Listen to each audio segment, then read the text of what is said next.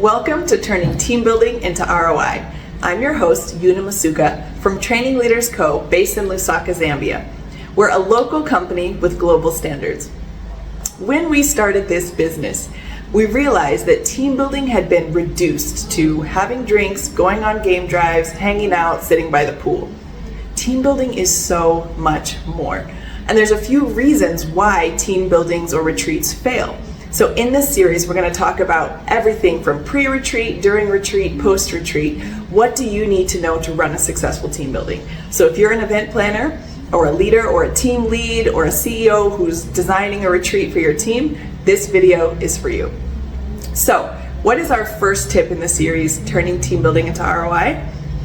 In fact, it's that there are 3 different kinds of team events. The first is team bonding. That's what people typically think of. With TLC, we do it in a semi-structured way, in a way that you'll leave actually knowing so much more about your colleagues. So it's designed to help people connect as humans, see each other outside of titles and offices and roles, and see the human behind the role, so that when we get back to the office, our interpersonal relationships are elevated. The second is team alignment. This is what people call getting on the same page. That is, do we have a shared vision for success? Do we have shared goals? Do we know what our metrics and measurables are for success? And do we know what our key performance drivers are? Have we talked about how the process of how our work flows in and out of departments while we offer services to our clients? So all of that is aligning the team around what is supposed to be done and how it's supposed to be done.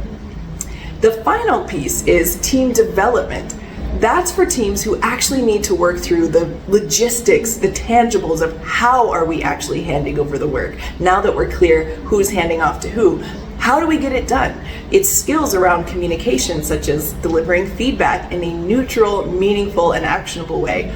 Or skills around how do we build trust? What does operationalizing values like respect, what does it look like?